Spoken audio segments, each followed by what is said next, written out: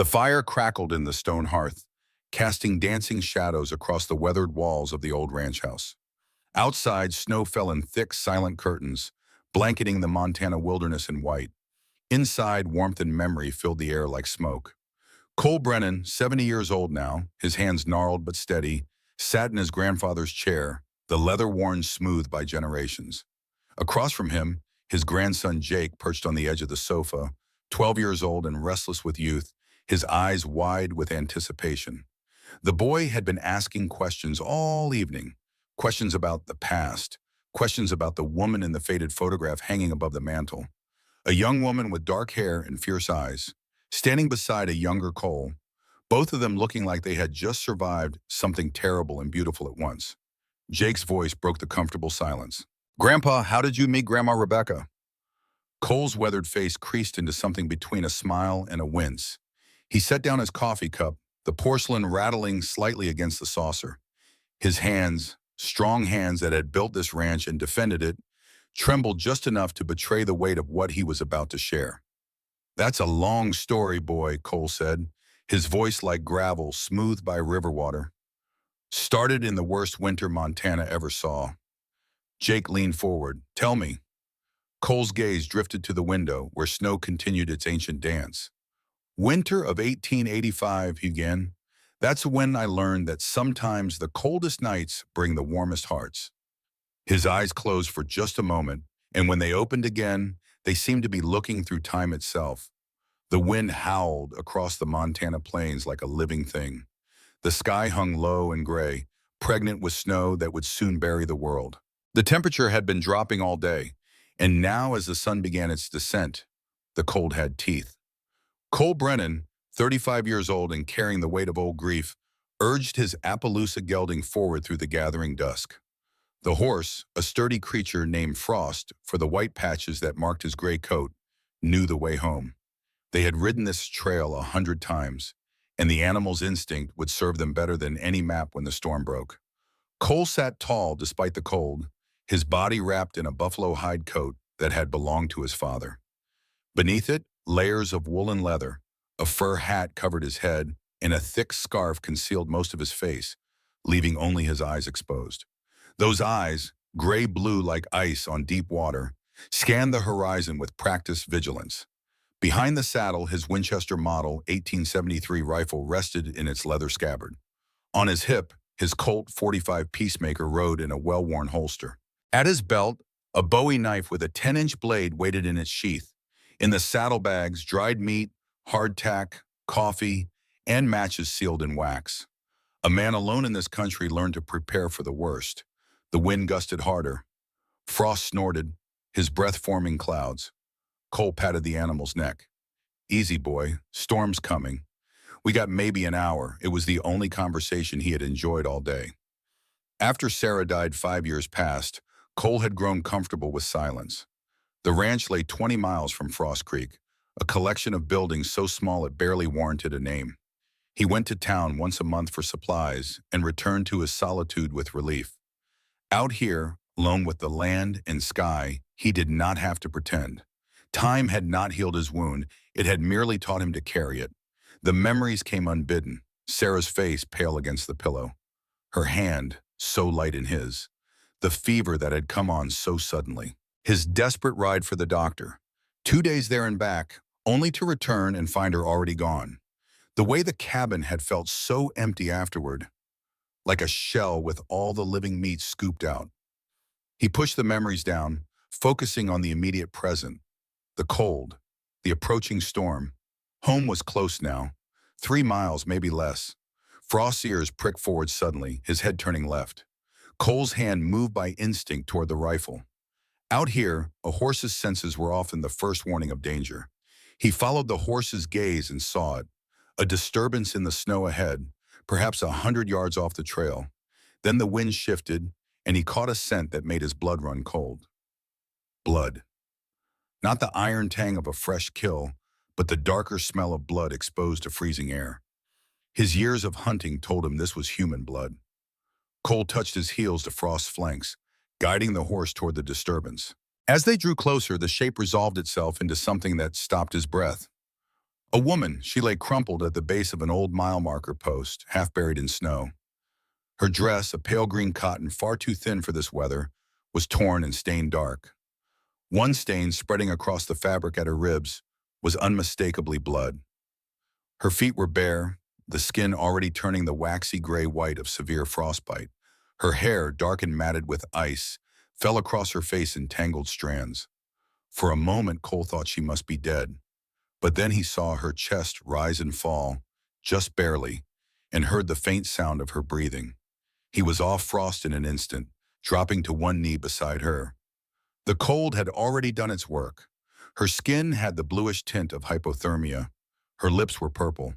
When he pressed his fingers to her neck, her skin felt like ice. But she was alive. Barely. Her eyes fluttered open at his touch, unfocused and glassy. She tried to speak, and at first only a croak emerged. Then, with tremendous effort, she managed two sentences. "No more pain," she whispered. "My ribs are broken." The words hit him like a physical blow, not a plea for help, not relief at being found, just a statement of fact, delivered with the flat affect of someone who had moved beyond hope. Cole's jaw tightened. He had seen injuries like this before. Men kicked by horses, caught in stampedes. This woman had that same careful way of breathing, taking in only shallow sips because anything deeper brought agony. But this was no accident. The pattern of bruising visible on her neck and arms spoke of deliberate violence. Someone had done this to her. Someone had hurt her and left her to die. The anger that rose in Cole was hot and immediate, but he pushed it down, forced himself to think clearly. Anger would not save this woman's life. Action would. "Got a cabin," he said, his voice gruff but not unkind. "3 miles from here. Can get you warm." She did not respond, her eyes already sliding closed. He had perhaps an hour before the hypothermia became irreversible. Cole moved with efficiency. He stood, shrugged out of his buffalo coat, and wrapped it around her body. The coat swallowed her small frame completely. He tied the belt at her waist, then lifted her as gently as he could. She weighed almost nothing. She whimpered as he moved her, a small sound that cut through his heart. The ribs. There was no way to lift someone with broken ribs without causing pain. He murmured an apology and carried her to Frost. The horse stood steady as Cole positioned the woman across the saddle, sitting sideways so her injured ribs would not be compressed.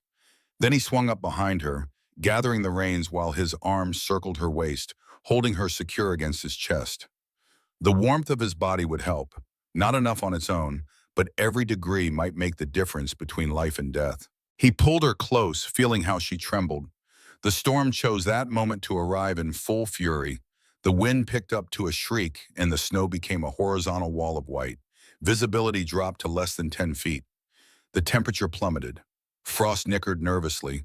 Cole spoke in a calm, steady voice. "Easy, boy, I know. But we've been through worse. You know the way home. Trust your feet." It was both a command and a prayer. In a whiteout like this, even a man who knew the land could become disoriented in minutes. But horses had an instinct for such things. The woman slipped in and out of consciousness as they rode. Sometimes she would stir, muttering words he could not make out. Other times she would go completely limp, and he would have to check that she was still breathing. He found himself talking to her. "Stay with me. We're almost there. You're going to make it. Just hold on." It was perhaps 20 minutes, though it felt like hours, before he saw the faint glow of his cabin's windows through the storm. He had left a small fire bank that morning, and enough light leaked through to act as a beacon. Relief flooded through him. They had made it. Now came the harder part. He rode Frost right up to the cabin door, unwilling to waste seconds. Dismounting carefully, he lifted the woman down, cradling her against his chest. She did not stir at all now. The cabin door opened to his kick. Inside, the space was dim and cold, but not as cold as outside. The banked fire in the massive stone hearth still glowed faintly. Cole carried the woman to his bed, a simple wooden frame with a mattress stuffed with straw and covered in thick wool blankets. He laid her down gently, then immediately turned to the hearth.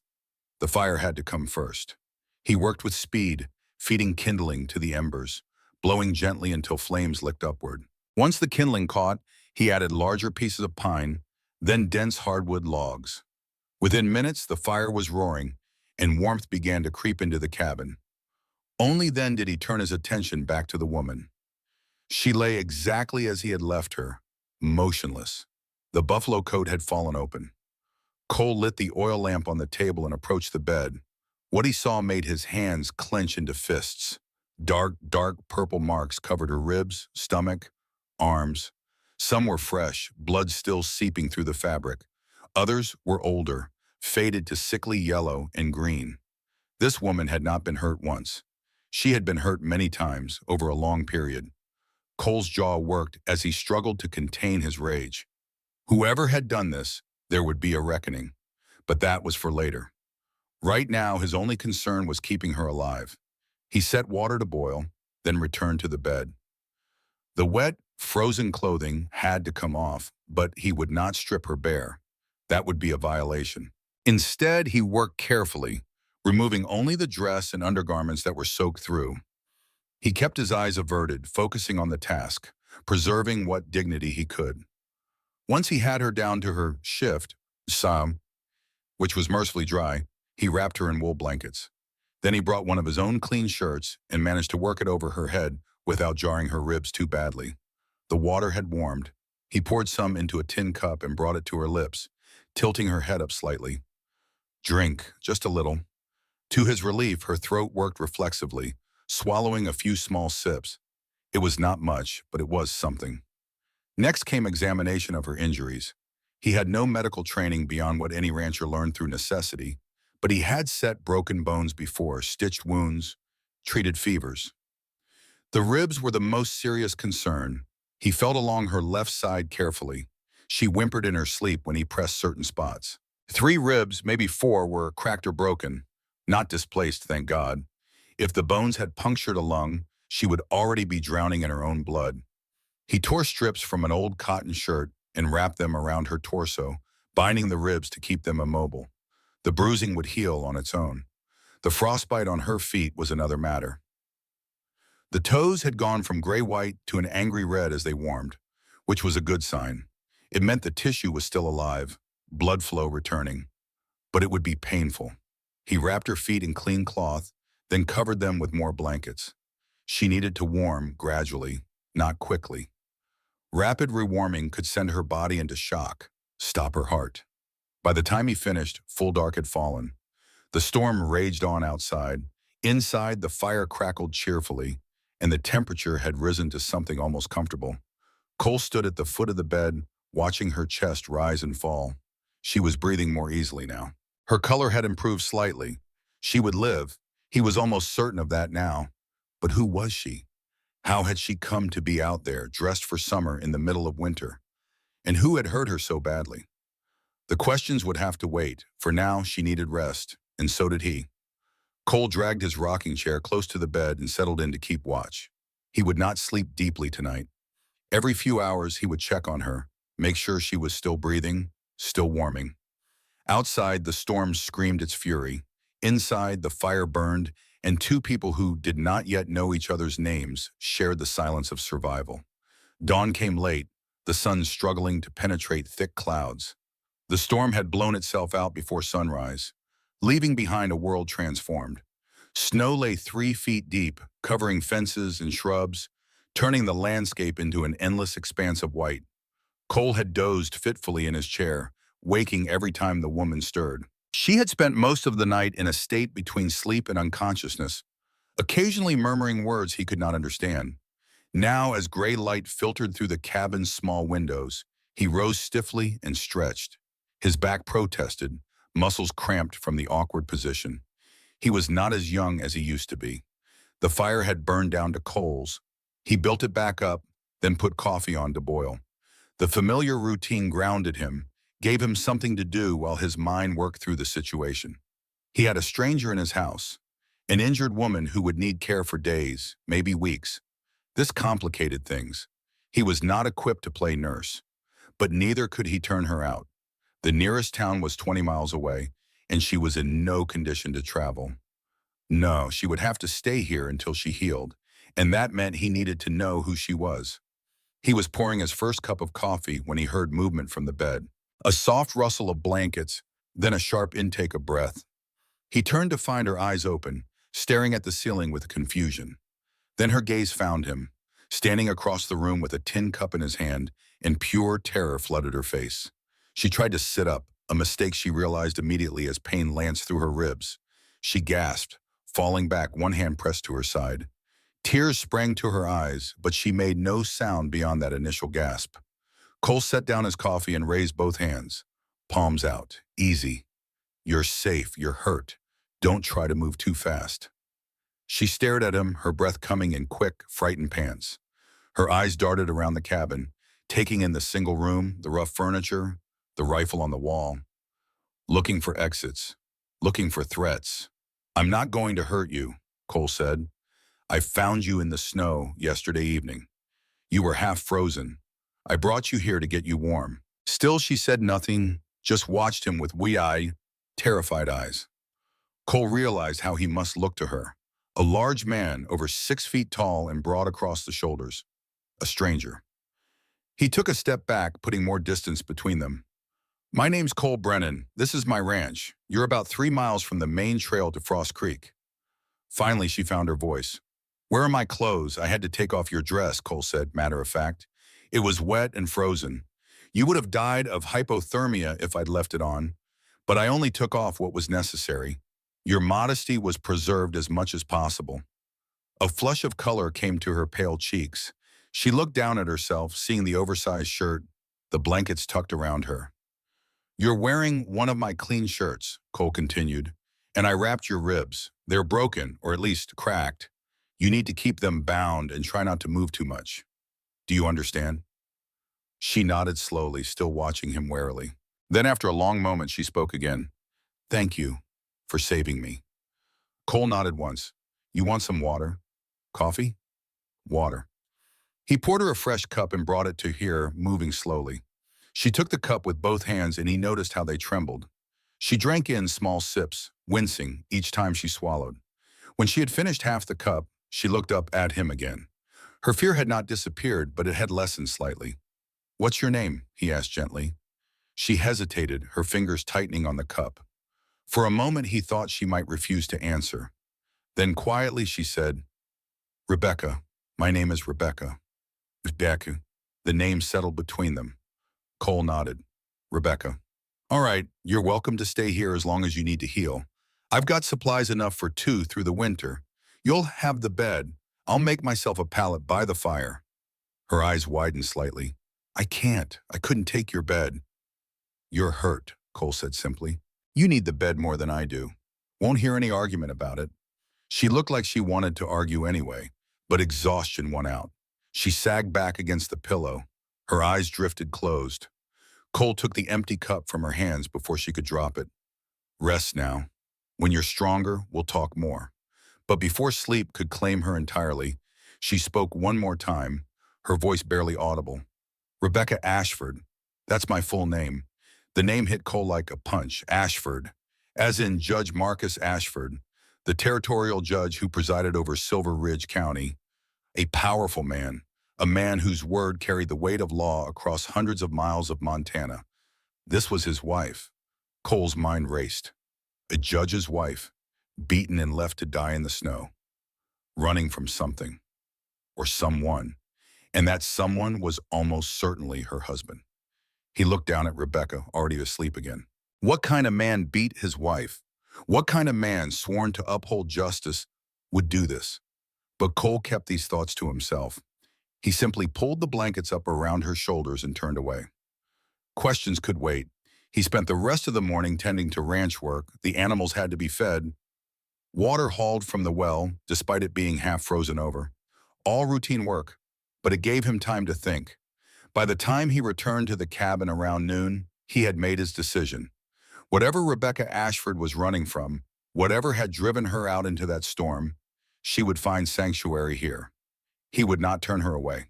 And if Judge Marcus Ashford came looking for his wife, Cole would deal with that when it happened. He cooked a simple lunch of bean soup and cornbread. The smell of cooking brought her around. Her eyes opened, and this time there was less fear in them. Hungry? Cole asked. She nodded. Starving, actually. He ladled soup into a bowl and brought it to her, along with warm cornbread. She struggled to sit up, gasping when her ribs protested. Cole was there immediately, helping her into a sitting position. Careful. Those ribs need time to heal. Going to hurt for a while yet. I know, she said softly. I've had broken ribs before. The words hung in the air, heavy with implication. Cole said nothing, just returned to the table and his own meal. But his jaw was tight. They ate in silence. Rebecca ate slowly, taking small bites, but she cleaned the entire bowl. When she finished, she set the bowl aside and looked at him directly. You know who I am, she said. It was not a question. Cole met her gaze. I know your last name, and I can guess at the rest. Rebecca's hands twisted in the blankets. He'll come looking for me. Cole nodded, figured as much. You don't understand. You understand, she said, panic creeping into her voice. He's a judge. He has power. He can make your life hell. I don't scare easy, Cole interrupted quietly, and I don't turn away folks who need help. But, no buts. You're here now. You're hurt. You need time to heal. That's all that matters to me. Tears welled up in Rebecca's eyes. Why? Why would you risk yourself for me? You don't even know me. Cole was quiet for a long moment, staring into his coffee cup. When he finally spoke, his voice was rough with old grief. 5 years ago, my wife Sarah died. Took sick with fever. I didn't see how bad it was until too late. By the time I rode for the doctor, she was already past help. She died while I was gone. He looked up, meeting Rebecca's eyes. I couldn't save her. Maybe I can save you. The words settled between them, honest and raw. Rebecca wiped at her eyes. I'm sorry. About your wife. Cole nodded once.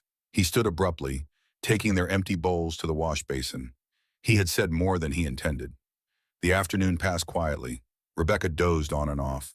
Cole busied himself with small tasks, mending harness leather, sharpening knives, cleaning his guns. All the while, part of his mind remained alert, listening for any sound of approaching riders. Because he knew with cold certainty that Marcus Ashford would come eventually. Men like that did not let go easily, and when he came, there would be trouble. 3 days passed in quiet routine. Rebecca healed slowly, the bruises fading, the broken ribs beginning to knit.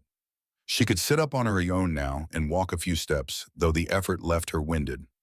Cole gave her space, speaking only when necessary. He cooked simple meals, brought her water and coffee, changed the bandages on her feet as the frostbite healed. All of it done with a careful detachment that felt more compassionate than excessive concern would have been. On the evening of the third day, as they sat in the lamplight after supper, Rebecca finally told him the truth. She did not mean to, had not planned to share her story, but something about the silence, the safety of the cabin, the way Cole never pushed or pried, loosened the words from her throat. I married Marcus 3 years ago, she began, her voice low. My sister Anna was sick. Tuberculosis. The medicine cost more than we could afford. Marcus offered to help. Cole said nothing, just listen. He paid for everything. The doctors, the medicine, the funeral when Anna died anyway. She paused, her hands twisting in the blanket. And I paid in a different way. With my body, with my freedom. The first time he hit me was our wedding night. I spilled wine on his coat. He said it was an accident, that his hand slipped. But it wasn't an accident, and it wasn't the last time. Cole's jaw tightened, but still he said nothing. He was careful, Rebecca said. Never where it would show. Never where it would raise questions. He would smile at church on Sundays, shake hands with the congregation, play the devoted husband. And at home, behind closed doors, he was a different man entirely. She looked up at Cole, her eyes bright with unshed tears. No one knew. Or if they knew, they didn't care. Who was going to believe me? I was just his wife, his property. And he was the judge. What changed? Cole asked quietly. What made you run? Rebecca's face hardened. I saw him kill a man. Daniel Morgan, a neighbor who had been fighting with Marcus over water rights. They argued for months. Marcus wanted to divert the creek that ran through Morgan's land. Morgan refused. She took a shaky breath. 3 weeks ago, I heard shouting from the barn. I went to see what was happening. Marcus had Morgan on his knees.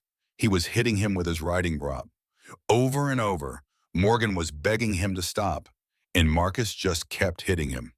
"What did you do?" Cole asked. "I screamed," Rebecca said. Marcus turned and saw me, and the look on his face. She shuddered. He wasn't angry, he was calculating, figuring out how to handle the situation. How to handle me. She looked down at her hands. That night was the worst beating yet. He said if I ever told anyone what I had seen, he would have me committed to an asylum. Said no one would believe the hysterical ravings of a madwoman, that I would rot in a cell for the rest of my life. Her voice dropped to barely a whisper. I believed him. He has that kind of power. So I waited until he was gone one morning, and I ran. I took nothing. No money, no food. Just walked out the door and started walking. I thought if I could make it to Carson City, maybe I could find Anna's friends. Maybe someone would help me. She laughed, a bitter sound. I didn't even make it 10 miles before the storm hit. I knew I was going to die. I almost welcomed it. Death seemed better than going back to him. Cole was quiet for a long time after she finished speaking. The fire crackled. Outside, the wind picked up. Finally, he spoke, his voice low and hard as iron. He won't touch you again. I promise you that. Rebecca looked at him, searching his face for doubt. She found none. You can't promise that. You don't know what he's capable of. I know what I'm capable of, Cole replied, and I know I won't let any harm come to you while you're under my roof. The simple certainty in his voice convinced her in a way that loud promises never could. This was not a man who made idle threats. When Cole Brennan said something, he meant it. She felt something loosen in her chest, a knot of tension she had been carrying for 3 years. For the first time since her wedding day, she felt safe, truly safe.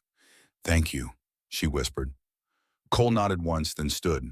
He moved to the door, checked the bar that held it shut, then returned to his pallet by the fire. Rebecca lay back on the bed, pulling the blankets up to her chin. As she drifted towards sleep, she heard Cole's voice, quiet in the darkness. Rebecca? Yes, you're stronger than you know. She did not reply, could not reply because tears were streaming down her face. But they were not tears of pain or fear. They were tears of something else, something that might in time become hope. The following morning, Cole rose before dawn and stepped outside to check the animals. The world was silent under its blanket of snow, the air so cold it burned his lungs.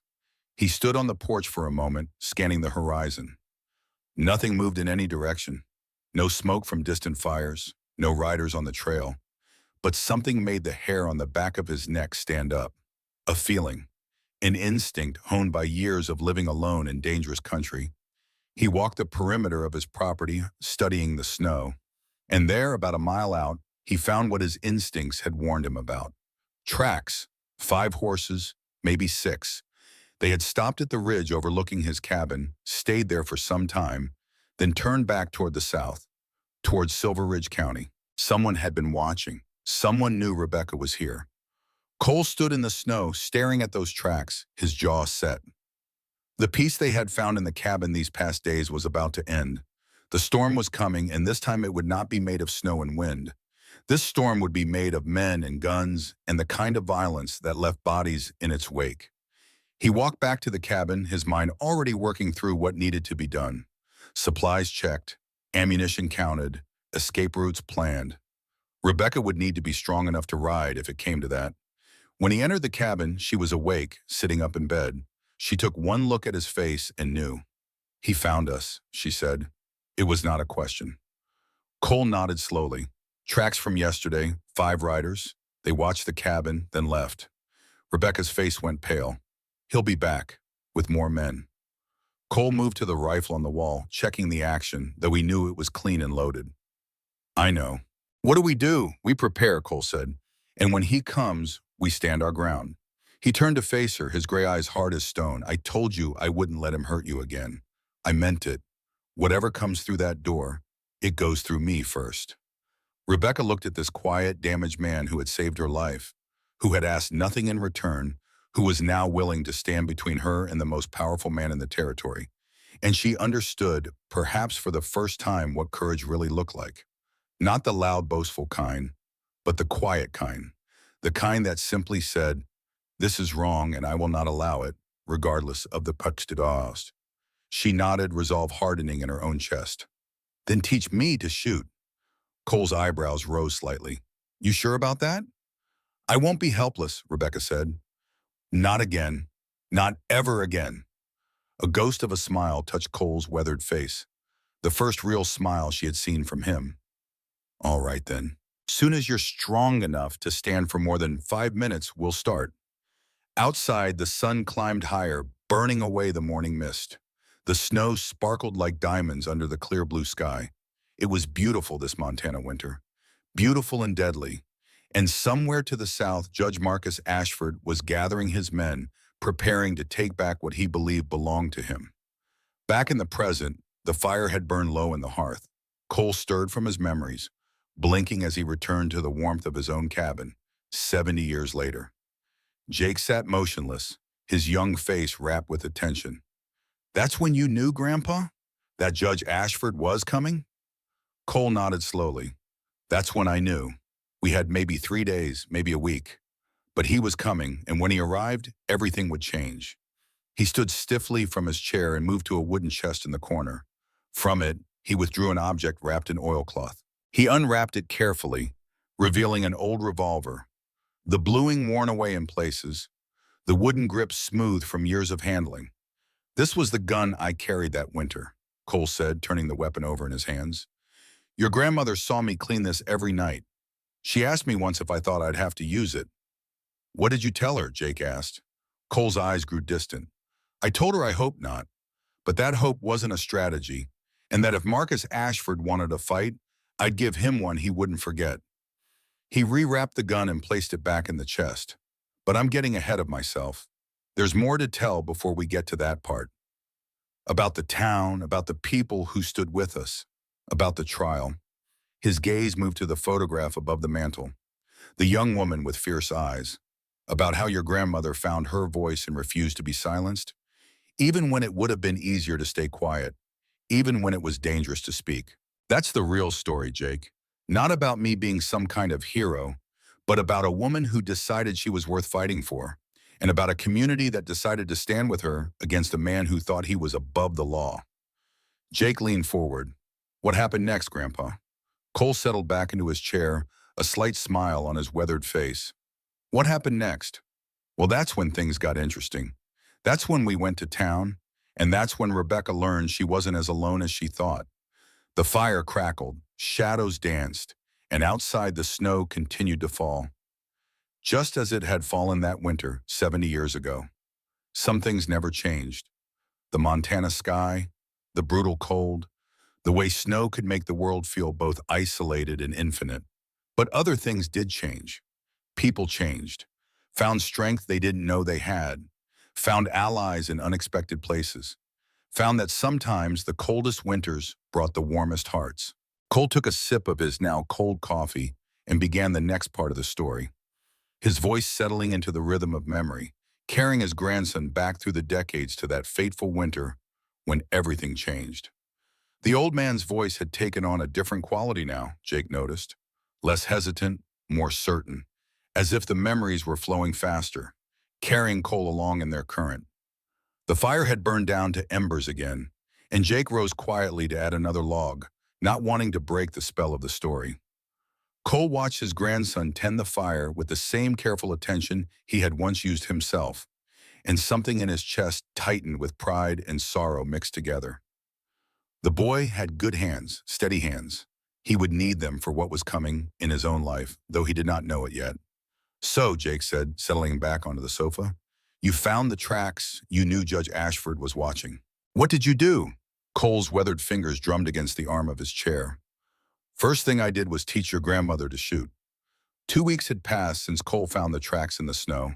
2 weeks of careful preparation, of teaching Rebecca to hold a rifle, to sight down the barrel, to squeeze the trigger instead of pulling it. She was a quick learner, her hands steadier than he expected for someone who had been through what she had endured. The bruises had faded to yellow and brown now, the broken ribs healing enough that she could move without gasping. The frostbite on her feet had resolved better than Cole had dared hope. She would keep all her toes, though they would ache in cold weather for the rest of her life. Each morning they worked together. Cole showed her how to load and clean the Winchester, how to estimate distance, how to lead a moving target. He was not training her to hunt. He was training her to defend herself. And each evening they sat by the fire, and Rebecca told him more about her life with Marcus Ashford, the slow erosion of her sense of self, the careful isolation from friends and family, the way Marcus had made her believe that she deserved the beatings, that she had brought them on herself through her failures as a wife. Cole listened without judgment, his face revealing nothing of the cold fury that burned in his chest. He had known men like Marcus before, men who hid cruelty behind respectability, men who used power not to protect, but to dominate. On the morning of the 15th day, Cole made a decision. "We need to go to town," he said over breakfast. Rebecca's spoon stopped halfway to her mouth. "To Frost Creek?" Cole nodded. "You need to be seen. Need people to know you're here of your own free will, that you're of sound mind. Marcus will claim you're disturbed, that you ran away during some kind of fit. We need to counter that story before it takes root." Rebecca set down her spoon, her appetite suddenly gone. "They'll know who I am. They'll have heard about me." "Some will," Cole agreed, "but not all.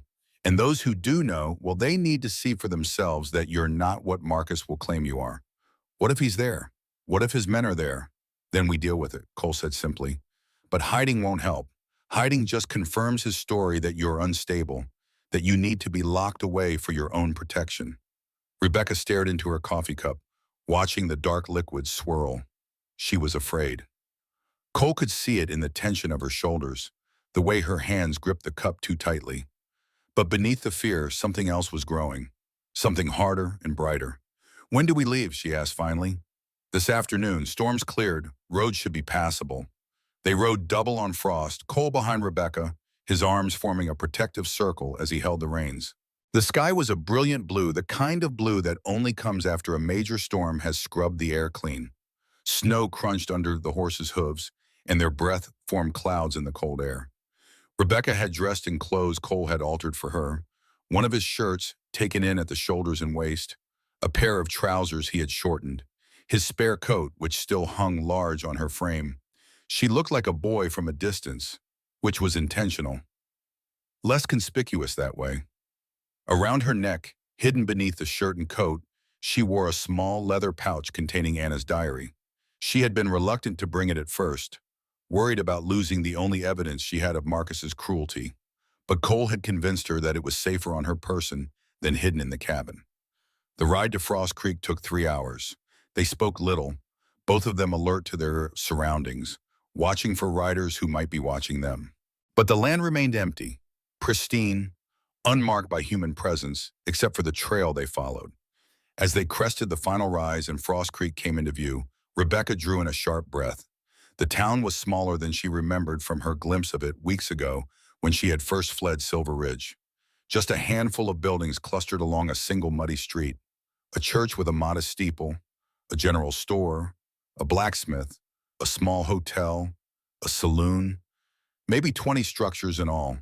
But small as it was, it represented civilization, society, the judgment of others. And Rebecca's courage, which had held firm during the ride, suddenly wavered. Cole felt her stiffen in front of him. "Easy," he murmured. "Remember why we're here. You've got nothing to be ashamed of." "I know," Rebecca said, "but knowing and feeling are different things. They always are." He guided Frost down the main street at a deliberate pace, neither hurrying nor dawdling. A few people turned to look as they passed. A woman sweeping her porch stopped mid-sweep to stare. 2 men outside the saloon paused their conversation. Cole ignored them all, heading straight for the general store. He dismounted first, then helped Rebecca down. Her legs were unsteady after the long ride, and she leaned against Frost for a moment to regain her balance. The general store's door opened before they reached it, and a woman stepped out onto the porch. She was perhaps 55, plump and practical looking, with sharp eyes that missed nothing. Her name was Dorothy Carver, and she had run the store since her husband died 10 years prior. "Cole Brennan," she said, her voice carrying a note of surprise. "Been a while since we've seen you in town." "Mrs. Carver," Cole said, touching the brim of his hat. "Need some supplies." Dorothy's gaze shifted to Rebecca, taking in the ill-fitting clothes, the thin face, the way she held herself with a careful stillness that spoke of recent injury. Something in Dorothy's expression softened. "And who might this be?" Dorothy asked, though Cole suspected she already knew or had guessed. "This is Rebecca." "Rebecca," Cole said. "She's staying at my place while she recovers from some injuries." "Rebecca," Dorothy repeated, and the way she said it made clear that she recognized the name, or at least suspected its significance. "Well then, come inside, both of you. Looks like you could use some hot coffee." Inside the store, the air was warmer and smelled of flour and leather and coffee. Dorothy led them to a small pot-bellied stove in the back corner where she kept two chairs for favored customers. She poured coffee from a pot that sat perpetually on the stove and handed cups to both of them. "Now then," Dorothy said, settling into her own chair. "Why don't you tell me what's really going on here?" Cole glanced at Rebecca, giving her the choice. This was her story to tell or not tell as she saw fit. Rebecca met his gaze, drew a deep breath, and made her decision. "My full name is Rebecca Ashford," she said, her voice quiet but steady. "I'm married to Judge Marcus Ashford of Silver Ridge County. 3 weeks ago, I fled my home because my husband had been beating me for 3 years. I witnessed him murder a man named Daniel Morgan. When he realized I had seen the killing, he beat me badly enough to break my ribs, and then—" She paused, swallowing hard. "Then the beating continued until I couldn't take it anymore. I ran. Cole found me in the snow during the storm. He saved my life." The words came out in a rush, as if once started, they could not be stopped.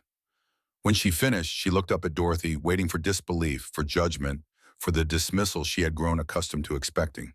But Dorothy's face showed neither disbelief nor judgment. Instead, her expression was one of recognition and something that looked almost like relief. "I knew your sister," Dorothy said softly. "Anna." Rebecca's head jerked up, shock written plainly across her face. "You knew Anna?" Dorothy nodded. "She came through here last year on her way west, stayed a week, working at the hotel to earn her passage. She was a good girl. We talked some. She told me about you, about being married to the judge, about the bruises she saw when she visited."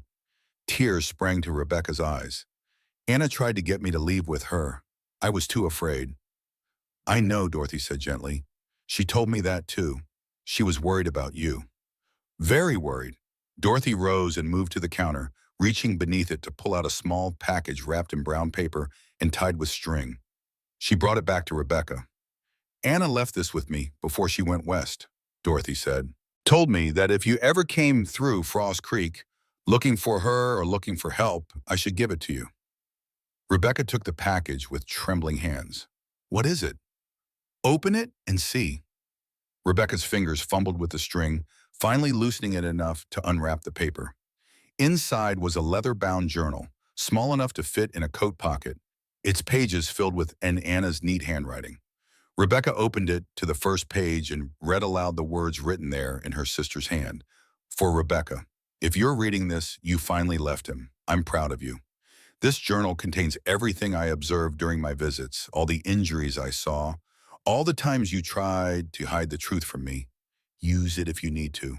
Use it to prove what he is. I love you. Anna." Rebecca's hand shook so badly that Cole reached over and gently took the journal from her before she could drop it.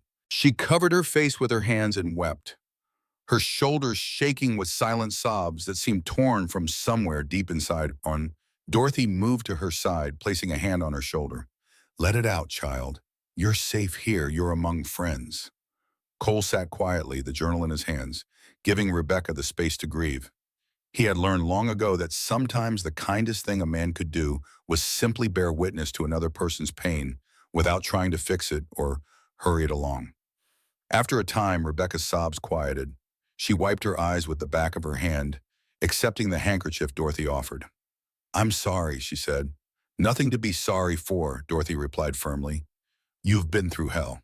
You're entitled to tears." Rebecca looked at Cole, then at Dorothy. "There's something else you should know. Anna died 2 months ago in Carson City. They said it was suicide, but I don't believe that. Anna would never. She wouldn't." Dorothy's face went pale. "Oh, child. I didn't know. I'm so sorry. I think Marcus had her killed," Rebecca said, her voice flat now, emptied of emotion by the weight of saying it aloud. She knew too much. She was gathering evidence against him. "And then she died. The three of them sat in heavy silence. Finally, Dorothy spoke, her voice hard as flint. Then we use what she left behind. We make sure her death wasn't in vain. How? Rebecca asked. Marcus is a judge.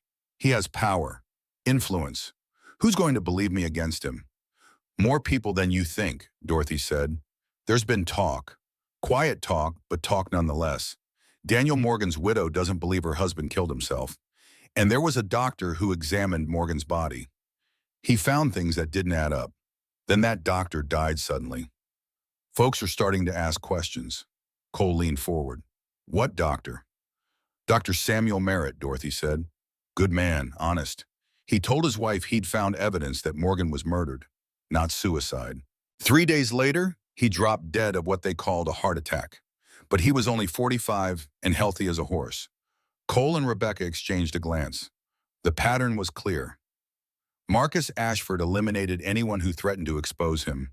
Daniel Morgan, Dr. Merritt, Anna, and he had tried to eliminate Rebecca by leaving her to die in the snow. We need more than talk and suspicions, Cole said. We need proof. We need witnesses willing to testify. I might be able to help with that, a voice said from behind them. They turned to find a young man standing in the doorway that led to the storeroom. He was perhaps 22, lean and wiry, with dark hair and a scar that ran from his left temple to his jaw.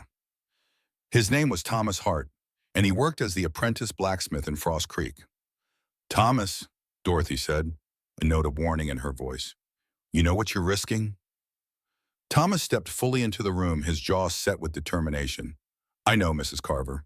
But I also know what it's like to live with a man who uses his fists to solve problems. He touched the scar on his face unconsciously. My stepfather gave me this when I was 16.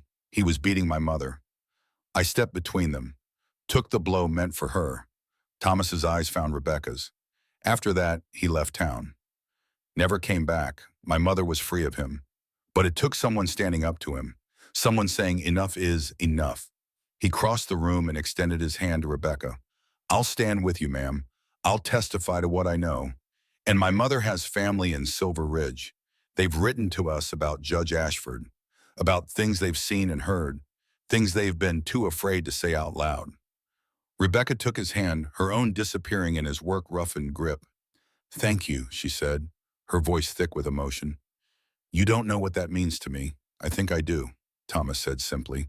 There was a commotion outside then, the sound of a horse being ridden hard down the main street. They all froze, tension crackling through the room like electricity. Cole's hand moved to the revolver at his hip. The horse stopped outside the store. Heavy footsteps on the porch. Then the door opened, and a tall, thin man in dark clothing stepped inside. He was perhaps 60, with iron gray hair and a stern, weathered face. This was Reverend Jonathan Pierce, the minister of Frost Creek's small church. Mrs. Carver, the Reverend said, nodding to Dorothy. Mr. Brennan? He paused, his gaze settling on Rebecca. And you must be Mrs. Ashford. Rebecca stood, her chin lifting, despite her fear.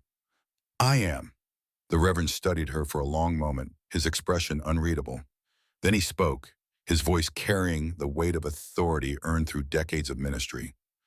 I've come to warn you. There's a deputy in town. Came in last night. He's from Silver Ridge, and he's asking questions about a woman matching your description. Says Judge Ashford is looking for his wife, who left home in a state of mental distress. Rebecca's face paled, but she did not look away. I'm not mentally disturbed, Reverend. I'm a woman who fled for her life. So I suspected, the Reverend said, which is why I'm here, to offer you warning and, if you'll accept it, my help. Why would you help me, Rebecca asked. You don't know me. You have no reason to believe my story over Marcus's. The Reverend's stern face softened slightly.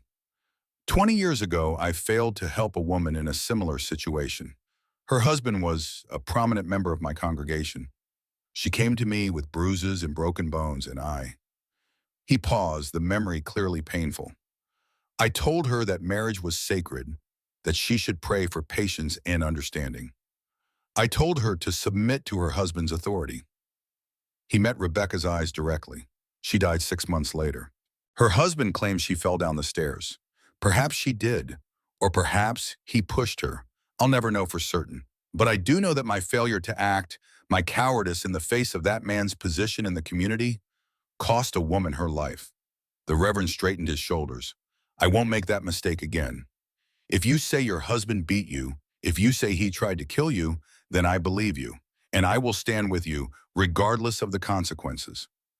The words hung in the air, a promise and a confession combined. Rebecca felt something loosen in her chest, a knot of isolation beginning to unravel. She was not alone.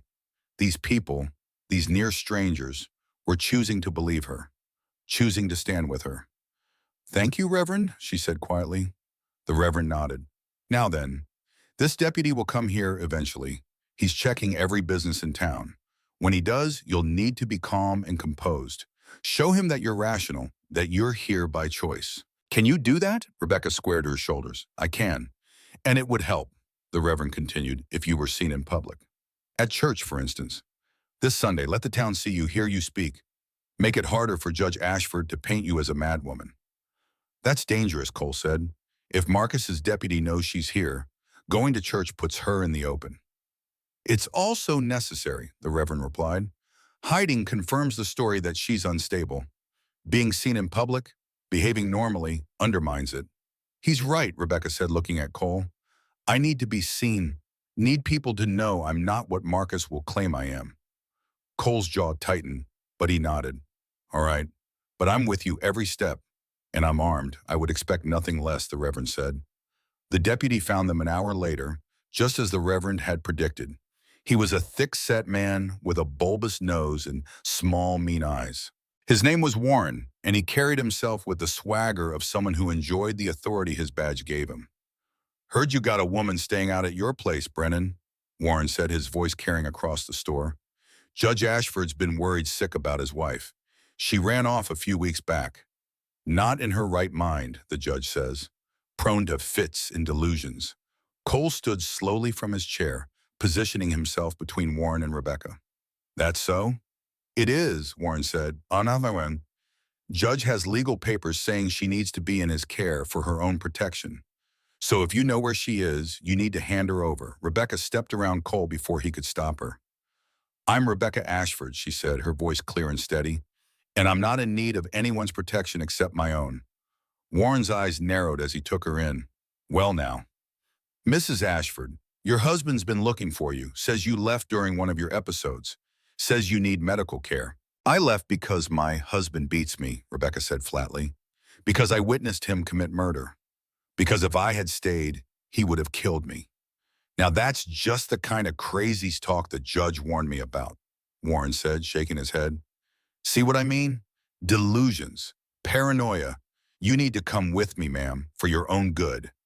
I'm not going anywhere, Rebecca said. I'm here of my own free will, staying with Mr. Brennan while I recover from the injuries my husband inflicted. And I'm of sound mind, as anyone here will attest. Warren looked around the store, taking in the faces watching him. Dorothy Carver stood behind her counter, arms crossed. Thomas Hart had moved to block the back door. The Reverend stood near Rebecca, his presence lending her credibility. These people don't know what they're talking about, Warren said, but there was less certainty in his voice now. Judge Ashford is a respected member of the community, a man of the law. A man who beats his wife, Dorothy said coldly. A man who murdered Daniel Morgan. A man who had Dr. Merritt killed for knowing too much. Careful, ma'am, Warren said, his hand moving toward the gun at his hip. That's slander against an officer of the court. Cole's hand moved to his own revolver, faster than Warren's. I wouldn't, Cole said quietly. Not unless you want trouble you can't handle. Warren froze, his eyes darting between Cole's face and the gun now halfway out of its holster. For a long moment, the store was silent except for the crackle of the fire in the pot-bellied stove. Finally, Warren's hand moved away from his gun. The judge will hear about this, he said. All of you, interfering with a lawful order, harboring a fugitive. You're making a mistake. The only mistake here is you threatening these good people, the Reverend said. Now I suggest you leave before this situation escalates further. Warren glared at them each in turn, his face flushed with anger and humiliation. Then he spun on his heel and stalked out of the store, slamming the door hard enough to rattle the windows. After he left, the tension in the room remained high. Cole holstered his gun, but kept his hand near it. That's torn it, he said. Marcus will know where she is now. He'll come. And he'll bring men. Then we'd better be ready, Thomas said. The Reverend nodded slowly. I'll spread the word. There are good people in this town who won't stand by while a woman is dragged back to an abusive husband. And I'll write to the territorial marshal. This situation needs someone above Judge Ashford's authority to investigate. Will the marshal come? Rebecca asked. If I frame it correctly, yes, the Reverend said. But it will take time. A week at least, maybe 2. We may not have that long, Cole said. They returned to the cabin as the sun was setting, painting the snow-covered landscape in shades of orange and gold. Rebecca rode in silence, her mind working through everything that had happened in town. She had been seen, been heard, been believed, at least by some. But she had also been found. Marcus knew where she was now, and the confrontation she had been dreading was coming. That night, as they sat by the fire, Cole began to teach Rebecca something new.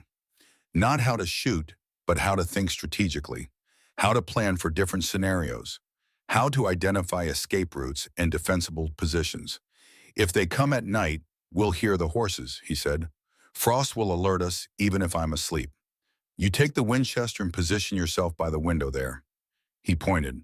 Good angle on the approach. I'll be at the door with my rifle. And if they come during the day? Rebecca asked. Depends on how many. If it's just Marcus and a couple of men, we can hold the cabin. It's solid. Good fields of fire. But if he brings a dozen or more, we'd be outnumbered. In that case, we slip out the back, take the horses, and head for the high country. There's places up there a man could hide for weeks if he knows the land. Rebecca listened carefully, committing every detail to memory. But will it come to that? Will he really try to take me by force? Cole met her eyes across the fire. Yes, I think he will. Men like Marcus don't accept defeat, don't accept being defied. He'll come, and when he does, he'll come hard. Rebecca nodded slowly, fear and determination warring in her chest. Then we'll be ready. Sunday came cold and clear. Cole and Rebecca dressed in their best clothes. For Cole, that meant his one good suit, brushed clean of dust and smelling faintly of cedar from the trunk where he stored it. For Rebecca, Dorothy had sent a dress, simple but respectable, that fit reasonably well with a few quick alterations. They rode to Frost Creek in the bright morning light, joining a handful of other families making their way to the small church. People stared as they passed, some with curiosity, some with suspicion, a few with what looked like sympathy. The church was fuller than Cole had seen it in years. Word had spread about Rebecca, about the confrontation with Deputy Warren, about Judge Ashford and the accusations against him. People had come to see for themselves, to judge with their own eyes whether this woman was truly mad or truly victimized. Reverend Pierce stood at the door, greeting each person as they entered. When Cole and Rebecca approached, he clasped Rebecca's hand warmly. Welcome, Mrs. Ashford. I'm glad you came. Thank you for having me, Rebecca replied. Inside, the church was simple but well kept. Wooden pews worn smooth by years of use. A plain cross above the altar. Windows that let in streams of sunlight. Cole and Rebecca found seats near the back, where they could see the door and would not be trapped if they needed to leave quickly. Dorothy Carver was already there, sitting near the front with Thomas Hart and his mother. She turned and gave Rebecca an encouraging nod. Others in the congregation whispered and stared, but no one approached them directly. The service began with a hymn, the congregation's voices rising together in imperfect harmony. Rebecca's voice, when she joined in, was clear and sweet, and Cole found himself listening to her more than singing himself. The Reverend's sermon was on justice and mercy, on standing with the oppressed against their oppressors. He did not mention Rebecca by name, but everyone in the church knew who he was talking about. The Lord sees all, the Reverend intoned, his voice carrying to every corner of the small building. He sees the widow and the orphan. He sees those who suffer in silence. He sees those who use power not to protect, but to harm. And he calls us, his people, to stand with the powerless, to speak for those who cannot speak, to be the hands and feet of justice in this world. Rebecca felt tears prick her eyes. For 3 years, she had believed herself alone, had believed that no one would stand with her, that Marcus's power was too great to challenge. But here, in this small church, in this small town, people were choosing to believe her, choosing to stand with her. After the service, as people filed out into the sunshine, something unexpected happened. A woman approached Rebecca, perhaps 40 years old, with work-roughened hands and a kind face. She introduced herself as Martha Collins. "I wanted you to know," Martha said quietly, "that you're not the only one. My husband, before he died, he had a temper. Used his fists more than his words. I never told anyone. Was too ashamed. But hearing your story, hearing that you had the courage to leave, it helps. It helps to know I wasn't alone in what I endured." Rebecca took Martha's hand, squeezing it gently. "You weren't alone, and neither am I, it seems." Other women approached after Martha, 3 of them, then 4, each sharing a quiet word, a moment of solidarity. Not all of them had been abused themselves, but all of them knew someone who had been. A sister, a daughter, a friend. And all of them expressed in one way or another their support for Rebecca's courage in speaking out. By the time Cole and Rebecca left the church, something had shifted. Rebecca stood taller, walked with more confidence. The shame that had bowed her shoulders for 3 years had begun to lift, replaced by a growing sense of righteous anger. Marcus had tried to make her believe she was crazy, that she was alone, that no one would believe her. But he had been wrong, dead wrong. They were halfway back to the cabin when they heard the horses. 5 riders coming fast from the south, kicking up snow as they rode. Cole's hand went to his gun, and Rebecca felt her heart begin to race. "This is it," Cole said. "Hold on." He urged Frost into a gallop, racing for the cabin. But the riders were closer than they appeared, and within minutes Cole could see that they would not make it to the cabin before being overtaken. He reined in Frost in the middle of the trail, turning the horse to face the approaching riders. Rebecca's arms tightened around his waist, but she did not cry out, did not beg him to run. She had learned in these weeks with Cole that sometimes the only way forward was through. The 5 riders pulled up 20 feet away, their horses blowing hard, their riders' faces grim. At the front, mounted on a large black gelding, was a man Rebecca knew too well. Judge Marcus Ashford. He was 42 years old, tall and broad-shouldered, with dark hair going gray at the temples and cold blue eyes that had once seemed attractive but now looked merely cruel. He wore a fine coat and hat, the clothes of a wealthy man, and he sat his horse with the confidence of someone accustomed to being obeyed. Beside him was Deputy Warren, looking smug. The other 3 men were hired guns, Cole judged, the kind of men who would do anything for money and ask no questions. Marcus urged his horse forward a few steps, his eyes fixed on Rebecca. "Clara," he said, using the wrong name, a name Cole had never heard before. "You can stop this foolishness now. I've come to take you home." "My name is Rebecca," she said, her voice carrying clearly in the cold air. "And I'm not going anywhere with you." Marcus's jaw tightened. "You're not well. You don't know what you're saying. This man," he gestured dismissively at Cole, "has taken advantage of your confusion. But I forgive you. Come home now, and we'll forget this ever happened." "I'm not confused," Rebecca said. "I know exactly what I'm doing. I'm leaving you. Permanently." Marcus's face darkened. "You're my wife. You belong to me." "I belong to myself," Rebecca replied. For a moment, Marcus just stared at her as if he could not comprehend what she was saying. Then his hand moved toward the revolver at his hip. Cole's gun was out before Marcus could clear leather. The barrel pointed steadily at the judge's chest. "I wouldn't," Cole said, his voice flat and cold. The hired guns reached for their weapons, but a voice from the trees stopped them. "I wouldn't do that either." Thomas Hart stepped out from behind a large pine, his Winchester rifle aimed at the nearest hired gun. Behind him, 2 more men emerged, also armed. Cole recognized them as ranchers from the area around Frost Creek. Marcus's head whipped around, taking in the ambush.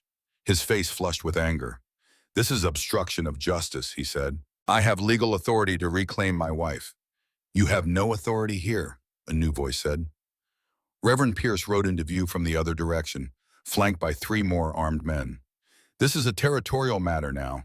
I've sent word to Marshal Burns in Helena. He's on his way to investigate your conduct, Judge Ashford.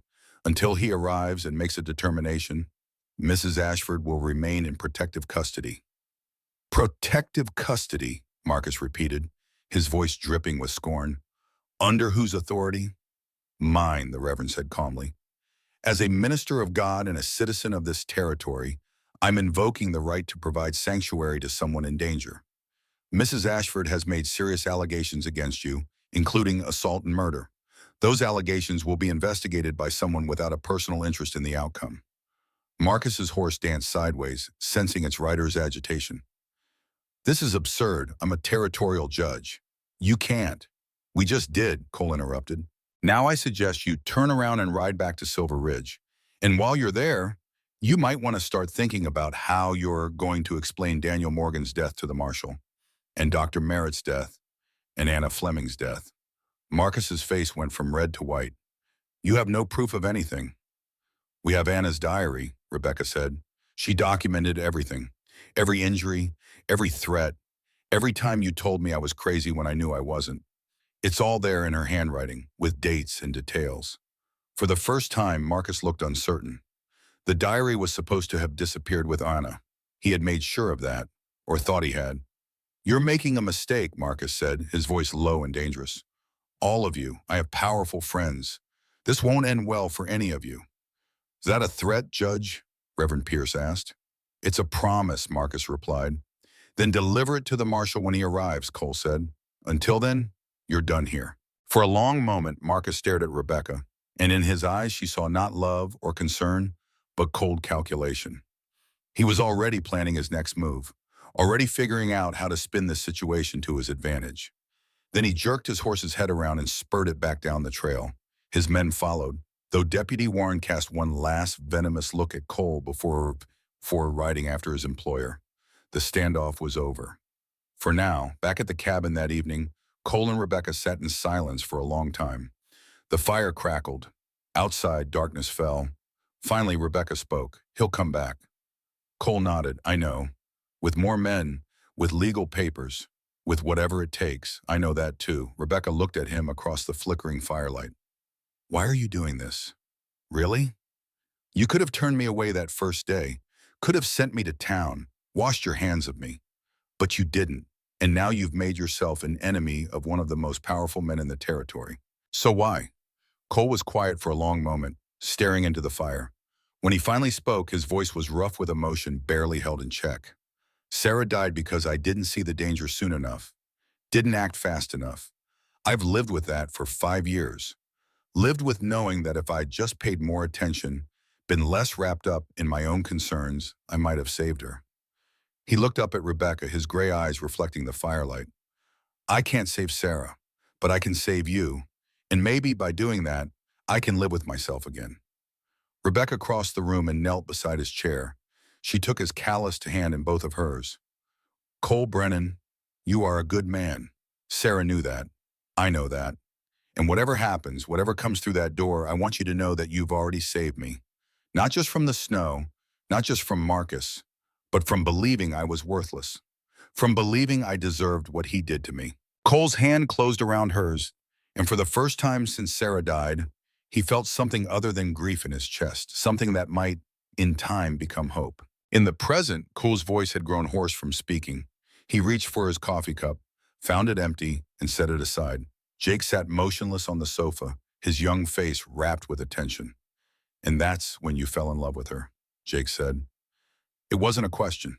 Cole smiled, a real smile that transformed his weathered face.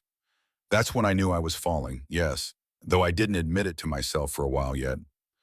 Seemed wrong somehow. She was still married, even if the marriage was a sham, and Sarah hadn't been gone that long. But Grandma loved you too, Jake said with the certainty of youth. She did, Cole agreed, though it took her longer to admit it than it took me. She'd been hurt so badly by Marcus that the idea of trusting another man terrified her. What happened next? Did Judge Ashford come back? Oh, he came back, Cole said, his expression hardening.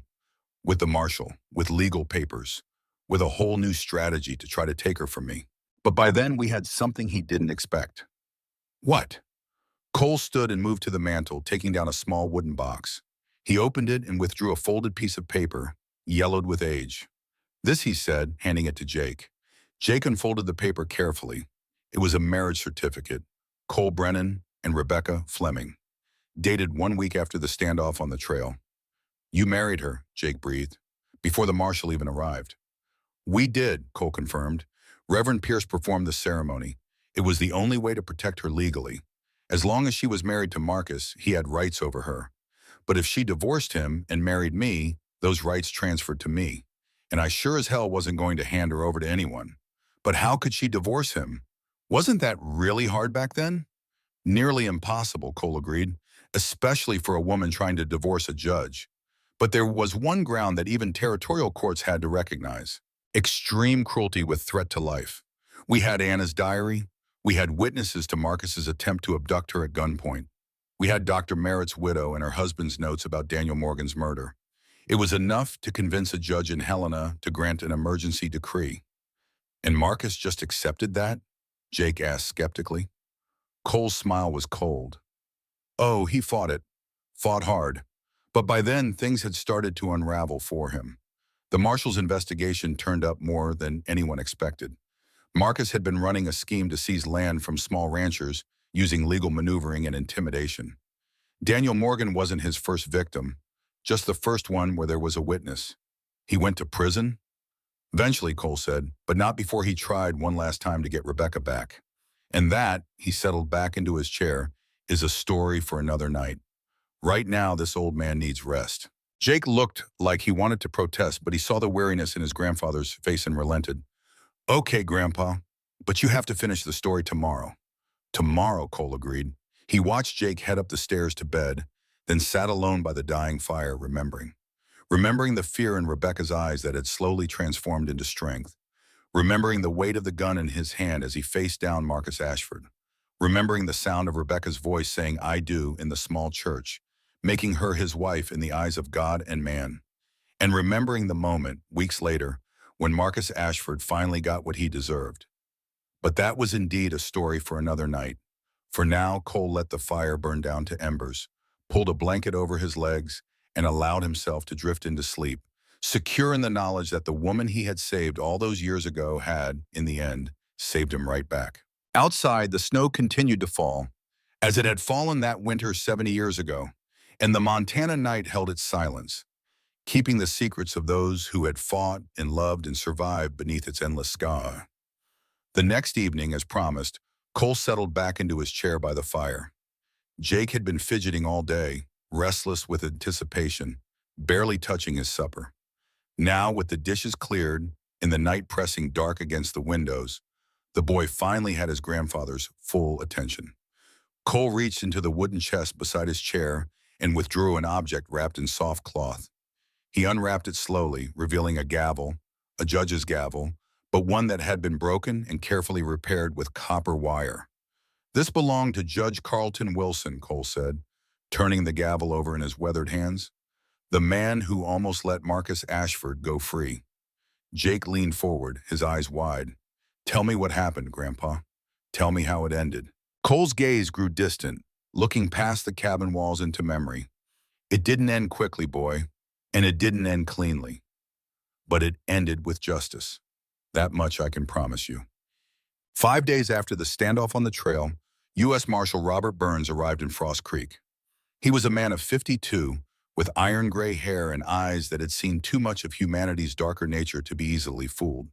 He wore his authority lightly but carried it absolutely, and when he walked into Dorothy Carver's general store, where Cole and Rebecca waited, the room seemed to shrink around his presence. Mr. Brennan, Mrs. Ashford, he said, nodding to each of them in turn. I'm Marshal Burns. I've come to investigate some serious allegations. I'll need statements from both of you and from anyone else who has relevant information. Rebecca straightened in her chair, her hands folded in her lap to hide their trembling. I'm willing to tell you everything, Marshal, but you should know that I'm no longer Mrs. Ashford. Cole and I were married 3 days ago. Burns's eyebrows rose slightly. That's an interesting development. Complicates the legal situation considerably. That was the idea, Cole said flatly. Judge Ashford was claiming ownership of Rebecca based on marriage. We removed that claim. Burns studied them both for a long moment, his expression unreadable. Clever. Also potentially problematic if a court decides the first marriage wasn't properly dissolved. But we'll cross that bridge when we come to it.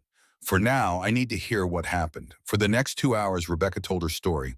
She started with her marriage to Marcus, the slow escalation of abuse, the careful isolation from friends and family. She described the night she witnessed Daniel Morgan's murder in brutal detail. She produced Anna's diary, which Burns read with increasing grimness. She showed him the faded bruises that still marked her skin, explained how Cole had found her half dead in the snow. Burns listened without interruption, taking notes in a small leather-bound book. When Rebecca finished, he turned to Cole. "And you, mister? Brennan, what's your stake in this?" Cole's answer was simple. "I found a woman dying in the snow. I helped her. That's all." Burns's mouth quirked in something that might have been a smile. "That's all? You've made an enemy of a territorial judge, stood him down at gunpoint, married his wife while he still claimed legal authority over her. That's considerably more than just helping someone." "It needed doing," Cole said. The marshal turned to Dorothy Carver, who had been sitting quietly in the corner. "Mrs. Carver, I understand Anna Fleming left a diary with you before she went west." "She did," Dorothy confirmed. "That girl knew she was in danger, knew what her sister was enduring. She wanted to make sure there was evidence in case," she paused, her voice catching, "in case the worst happened. And what's your opinion of Mrs. Ashford's mental state?" Dorothy's answer was immediate and firm. "She's the sanest woman I know. She's been through hell, but she's not crazy. Anyone who claims otherwise is either fooled or lying." Burns interviewed Thomas Hart next, then Reverend Pierce, then the widow of Dr. Samuel Merritt, who had traveled from Silver Ridge with a package her husband had hidden before his death. The package contained his medical notes on Daniel Morgan's body, notes that clearly indicated murder, not suicide. By the time Burns finished his interviews, the sun was setting. He gathered his papers, tucked them into his satchel, and stood. "I'll be frank with you," he said, looking at Rebecca and Cole. "Judge Ashford has considerable influence. He's already sent word to Helena claiming that you, Mrs. Brennan, are mentally incompetent and that you've been kidnapped by Mr. Brennan here. He's demanding that you be returned to his custody immediately." Rebecca's face paled. "Will they listen to him?" "Some will," Burns admitted, "but I carry weight too. And the evidence you've provided, particularly Dr. Merritt's notes and Anna Fleming's diary, raises serious questions about Judge Ashford's conduct, questions that need to be answered in a court of law." "What happens now?" Cole asked. "Now," Burns said, "there will be a hearing. In Silver Ridge, unfortunately, as that's Judge Ashford's jurisdiction and where the alleged crimes took place. Judge Carlton Wilson will preside. He's a friend of Ashford's, which doesn't work in your favor, but he's also a man who values his reputation. He won't want to be seen as obviously corrupt." "When?" Rebecca asked. 2 weeks, Burns said. "That gives me time to gather more evidence, and it gives Judge Ashford time to prepare his defense. I'll be honest with you. This won't be easy. Ashford is claiming that the night you witnessed Morgan's death, you were having a delusional episode, that Morgan actually committed suicide and you imagined the whole thing." "But I didn't imagine it," Rebecca protested. "I saw him. I saw Marcus beat him to death." "I believe you," Burns said, "but believing you and proving it in court are two different things. We'll need every piece of evidence we can muster, every witness willing to testify." "We'll have them," Reverend Pierce said from the doorway. "Half the women in Frost Creek are ready to speak about Marcus Ashford's character, and more will come forward from Silver Ridge once they know it's safe to do so." Burns nodded. "Good. We'll need them all." The 2 weeks that followed were a strange mixture of peace and preparation. Cole and Rebecca settled into married life with a naturalness that surprised them both. There were awkward moments, certainly, the question of sleeping arrangements, for instance, which they solved by Cole building a second bed in the cabin's small loft.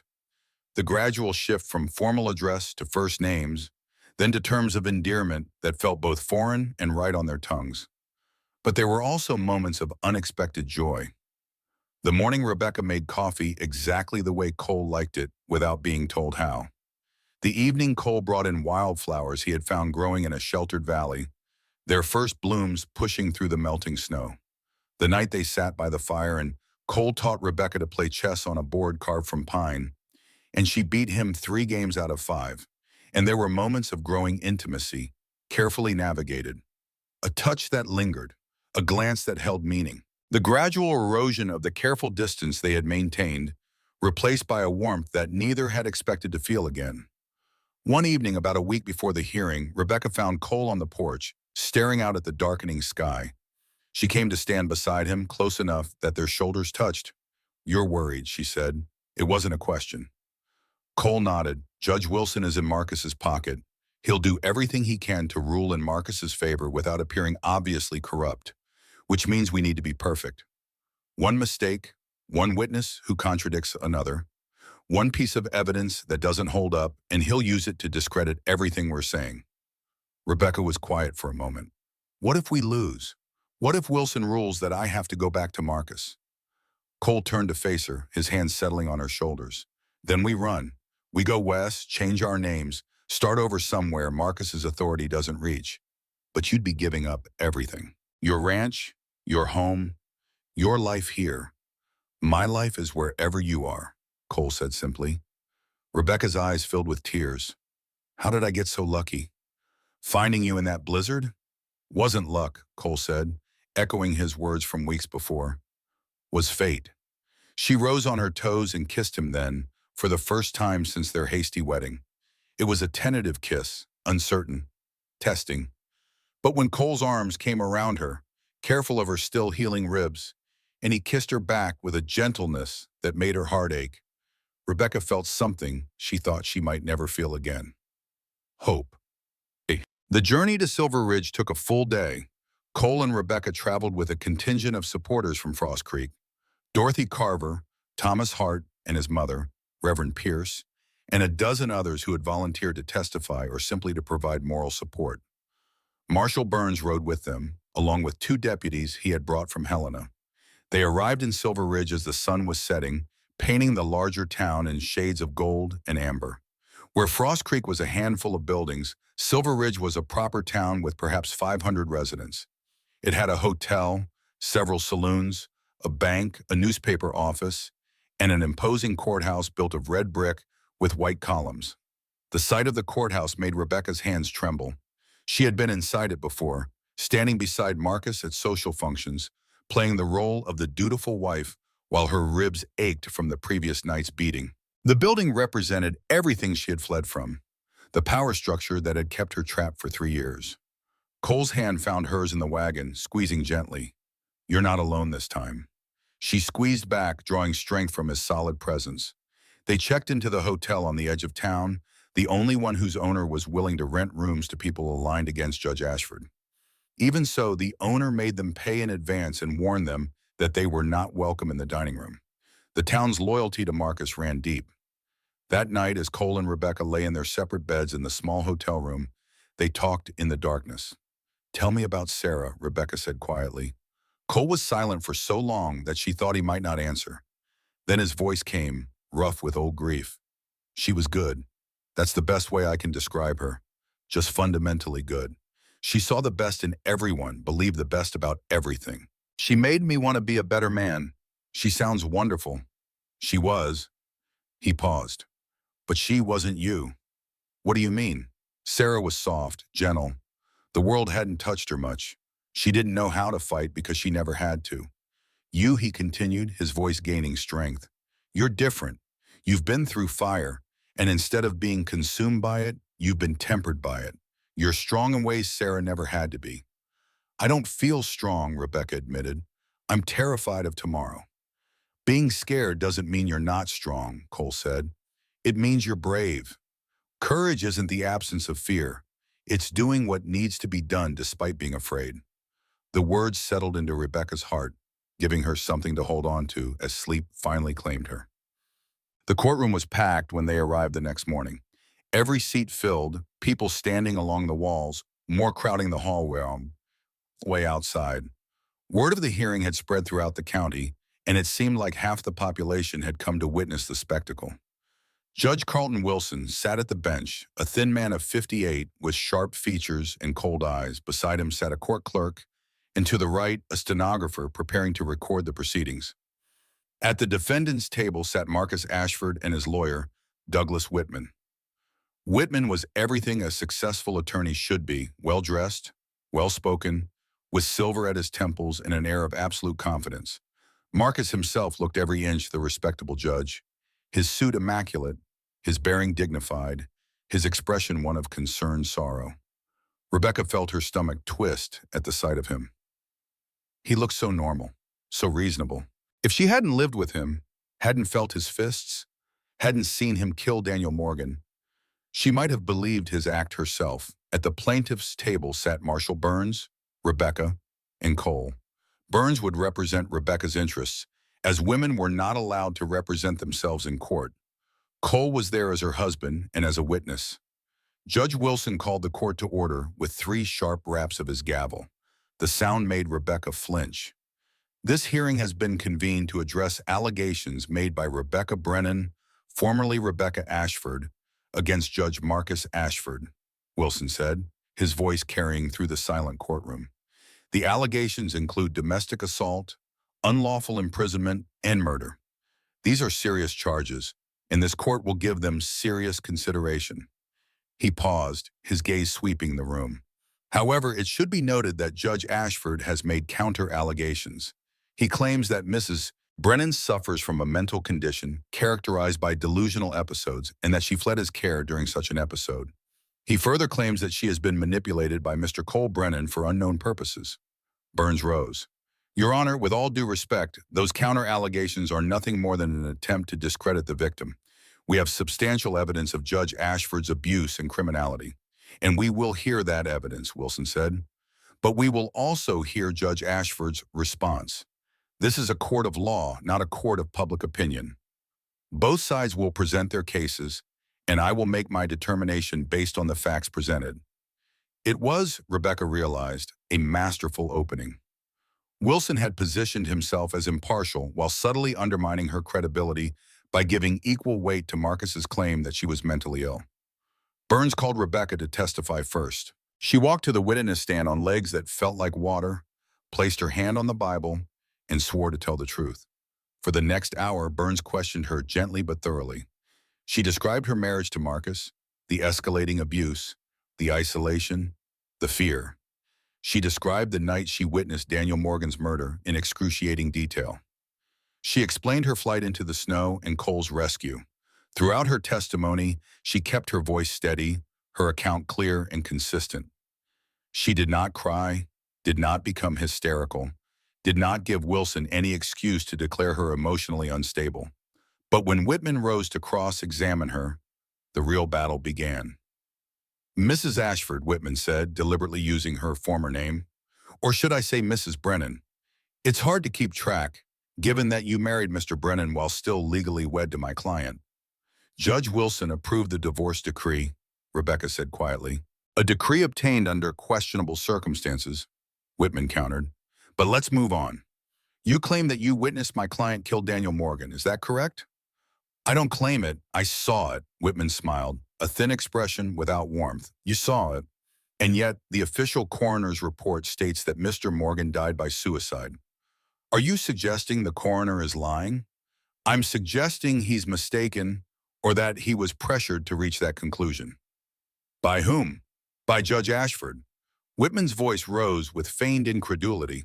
So not only are you accusing my client of murder, but you're also accusing a county coroner of corruption.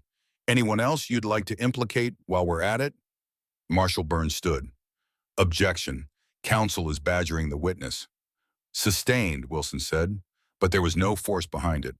Whitman continued, circling like a predator. Mrs. Ashford, isn't it true that you've been treated by physicians for nervous conditions? No, Rebecca said firmly. Whitman produced a sheaf of papers. I have here medical records from Dr. Harrison Blackwell documenting treatments for hysteria, anxiety, and delusional episodes dating back 18 months. Those records are false, Rebecca said, her voice rising slightly. I never saw Dr. Blackwell. Those are fabrications. Or perhaps you don't remember, Whitman suggested smoothly. A common symptom of the condition documented in these records is memory loss and confusion about what is real and what is imagined. I know what's real, Rebecca said through gritted teeth. Your client beat me. Your client killed Daniel Morgan. I saw it with my own eyes. Did you? Whitman asked. Or did you see your husband having a heated argument with Mr. Morgan, and your disturbed mind transformed that argument into something more sinister? It wasn't an argument, it was murder. And yet, no one else witnessed this alleged murder. Just you. During what may have been a delusional episode, Marshal Burns stood again. Your Honor, this is pure speculation. There is no evidence that Mrs. Brennan was experiencing any kind of delusional state. On the contrary, Whitman said, turning to the judge, we have medical records, Your Honor, from a licensed physician documenting a clear pattern of mental instability. Wilson nodded slowly. The records will be admitted as evidence. Please continue, Mr. Whitman. The cross-examination continued for another excruciating hour. Whitman picked apart every aspect of Rebecca's testimony, looking for inconsistencies, planting seeds of doubt. By the time she stepped down from the stand, she felt hollowed out, scraped raw. Cole caught her hand as she returned to the table, squeezing it tightly. You did well, he murmured. You held your ground. But Rebecca could see the doubt in the faces of some of the spectators. Whitman had done his job well. The prosecution called witnesses next. Dorothy Carver testified about Anna's diary and about her own observations of Rebecca's sound mental state. Thomas Hart testified about Marcus's attempt to abduct Rebecca at gunpoint. Dermar Merritt's widow testified about her husband's suspicions regarding Daniel Morgan's death and about his own mysterious death days later. But Whitman was ready for each of them. He portrayed Dorothy as a busybody with a grudge against authority. He suggested Thomas was a hothead with a criminal past, conveniently neglecting to mention that Thomas's only crime had been defending his mother from an abusive stepfather. He dismissed Miss Merritt's testimony as the paranoid grief of a widow unable to accept her husband's natural death. The most damaging testimony, however, came from Marcus himself. When called to the stand, Marcus presented himself as a patient, long-suffering husband driven to desperation by his wife's mental illness. He spoke with calm authority, his voice never rising, his demeanor never aggressive. He was, in every visible way, the opposite of the monster Rebecca had described. I love my wife, he said, and there was even a slight tremor in his voice, as if he were fighting back emotion. I have done everything in my power to help her, to get her the medical treatment she needs. But her condition has worsened over the past year. She has accused me of terrible things, things that exist only in her troubled mind. He turned to look directly at Rebecca, and in his eyes she saw nothing. No anger, no hatred, no malice. Just a carefully constructed mask of concern. I don't blame her for these accusations, Marcus continued. She's ill. She doesn't know what she's saying. All I want is to bring her home, to ensure she receives proper care. Burns rose for cross-examination. Judge Ashford, he said, his voice hard, if your wife is as mentally unstable as you claim, why did you not seek treatment for her before she fled your home? I did, Marcus replied smoothly. Dr. Blackwell had been treating her for months, and yet she was still able to walk away from your home, travel 10 miles through a snowstorm, and survive. That suggests a remarkable degree of cognitive function for someone supposedly delusional. Mental illness is complex, Marshal Burns, as I'm sure you're aware. Burns produced Anna's diary. I'd like you to look at this, Judge Ashford. This is a journal kept by Anna Fleming, Mrs. Brennan's sister. It documents numerous instances of injuries she observed on her sister's body. Bruises. Burns flipped through pages. Broken ribs. A blackened eye that required medical attention. Marcus glanced at the diary with apparent puzzlement. I'm not sure what you're suggesting, Marshal. I'm suggesting that these injuries were inflicted by you. That you systematically beat your wife for 3 years. That's absurd, Marcus said, his voice carrying just the right note of wounded dignity. The injuries Anna describes, assuming they existed at all, and weren't simply her sister's delusions transcribed into a diary, came from falls, from accidents. My wife's mental condition sometimes causes coordination problems. Falls, Burns repeated flatly. Repeatedly. Over 3 years. She's ill, Marshal. The unsteady gait, the poor coordination, all symptoms of her condition. Burns shifted tactics. Let's talk about Daniel Morgan. You were involved in a land dispute with him, correct? We disagreed about water rights, yes. It's not uncommon between neighboring properties. And Mr. Morgan refused to grant you access to the creek that ran through his land. It wasn't a matter of granting access. The water rights were legally ambiguous.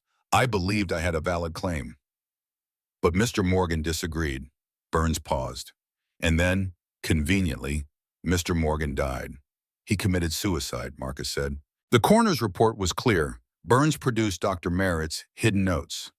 Dr. Samuel Merritt examined Mr. Morgan's body. His notes indicate that the injuries were inconsistent with suicide. Multiple blunt force trauma wounds to the head, defensive wounds on the hands. He concluded that Mr. Morgan was murdered. Marcus barely glanced at the notes. Dr. Merritt was known to have an alcohol problem. His judgment was questionable at best. And yet, days after recording these observations, Dr. Merritt died suddenly, at the age of 45, with no history of heart problems. "Are you suggesting I had something to do with that as well?" Marcus asked, his voice carrying a note of incredulity. "This is becoming absurd, Marshall. First you claim I beat my wife. Then you claim I murdered a neighbor. Now you're suggesting I somehow caused a physician's heart attack. Where does it end?" "It ends with justice," Burns said coldly. But Judge Wilson intervened. "Marshall Burns, unless you have concrete evidence linking Judge Ashford to Dr. Merritt's death, I suggest we move on." Burns persisted for another hour, but Marcus was unshakable. He had an answer for everything, a reasonable explanation for every accusation. He was, Rebecca realized with growing despair, very good at this. He had spent years perfecting the mask of respectability, and he wore it seamlessly. When the testimony finally concluded, Wilson called for a recess. The court would reconvene the following morning for closing arguments and his ruling. Cole and Rebecca returned to their hotel room in silence, both understanding that things had not gone well. Marcus had been too convincing, too reasonable, and Wilson had been too willing to accept his explanations, too quick to dismiss evidence that contradicted Marcus's narrative. That night, Rebecca could not sleep. She lay in the darkness, listening to Cole's steady breathing from the other bed, and contemplated defeat. What would she do if Wilson ruled in Marcus's favor? If she was ordered to return to her husband's custody? Cole had said they would run, but running meant a life in hiding, always looking over their shoulders, always one step ahead of the law. Was that any kind of life? She rose quietly, wrapping a shawl around her shoulders, and moved to the window.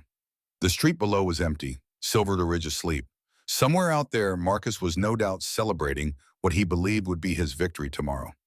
The door to Cole's room opened, and he came to stand beside her. His hair was rumpled from sleep, and he wore only his trousers and an undershirt. "Can't sleep?" he asked quietly. She shook her head. "Cole, what if we lose?" He was silent for a moment, then said, "We might." Wilson's inclined toward Marcus, and Whitman did a good job of planting doubt. "But it's not over yet. Burns's closing argument tomorrow." Rebecca's voice was hollow. "What can he possibly say that will change Wilson's mind?" "I don't know," Cole admitted, "but I know this. Whatever Wilson decides, whatever happens in that courtroom, you're not going back to Marcus. Even if I have to put you on a horse and ride until we hit the Pacific Ocean, you're not going back." Rebecca turned to face him, her eyes bright with unshed tears. "You'd really give up everything for me? Your ranch, your home, your whole life?" Cole's hand came up to cup her cheek, his calloused palm warm against her skin. "You are my life now. Everything else is just places and things." She kissed him then, not tentatively as she had before, but with desperation and need. She kissed him like he was air and she was drowning. And Cole kissed her back with equal fervor, his arms coming around her, pulling her close. They made love that night for the first time, with a fierce tenderness born of fear and hope mingled together. And afterward, lying in Cole's arms, Rebecca felt something she hadn't felt since the hearing began. Strength. The strength that comes from knowing someone stands with you, no matter what storms may come. The courtroom the next morning was even more crowded than the day before. Word had spread that Judge Wilson would deliver his ruling today, and it seemed like the entire county had turned out to witness it. Marshall Burns delivered his closing argument with passion and precision, laying out the evidence piece by piece. Anna's diary, Dr. Merritt's notes, the testimony of witnesses who had seen Marcus's true nature, the suspicious deaths that surrounded Marcus like a dark halo. But Douglas Whitman's closing was masterful. He painted Rebecca as a troubled woman, genuinely ill, in need of help rather than punishment for her delusions. He portrayed Marcus as a concerned husband, patient beyond measure, trying only to help his wife receive the care she desperately needed. He suggested that Rebecca had been manipulated by Cole Brennan, a man who had taken advantage of a vulnerable woman for his own purposes. When both sides had finished, Judge Wilson called for order and prepared to deliver his ruling. The courtroom fell silent, every eye fixed on the judge. This court has heard compelling arguments from both sides, Wilson began. The allegations against Judge Ashford are serious, but they are also largely uncorroborated. We have a diary written by a woman who is now deceased and cannot testify. We have notes from a doctor whose judgment has been questioned. We have witnesses who were not present for the alleged murder and can only testify to what Mrs. Brennan told them she saw. Against this, we have the testimony of Judge Ashford himself, a man of unimpeachable reputation and standing in this community. We have medical records documenting Mrs. Brennan's mental condition. We have the official coroner's report stating that Daniel Morgan died by suicide. Rebecca felt her heart sinking. Wilson was going to rule for Marcus. She could hear it in his voice, see it in the way he avoided looking at her directly. But then something unexpected happened. The courtroom doors burst open, and a woman rushed in, her hair disheveled, her eyes wild. Rebecca recognized her immediately. It was Mrs. Eleanor Ashford, Marcus's housekeeper, the same woman who Dorothy had mentioned as having disappeared mysteriously weeks earlier. "Your Honor," the woman gasped. "I must speak. I have evidence." Wilson's face darkened. "This is highly irregular. This hearing is concluded." But Marshal Burns was on his feet. "Your Honor, if this witness has relevant evidence, you're obligated to hear it before issuing your ruling." Wilson looked like he wanted to refuse, but too many eyes were watching. He gestured curtly. "Very well. Approach the bench." Mrs. Ashford hurried forward. "I worked for Judge Ashford for 5 years," she said, her voice shaking but clear. "I saw everything. I saw him beat Mrs. Rebecca. I saw the bruises. I heard her crying. And the night Daniel Morgan died, I saw Judge Ashford return to the house covered in blood. He made me burn his clothes in the fireplace." The courtroom erupted in shocked murmurs. Marcus half rose from his seat, his mask finally slipping to reveal pure rage. "This is preposterous," he snarled. "This woman is lying.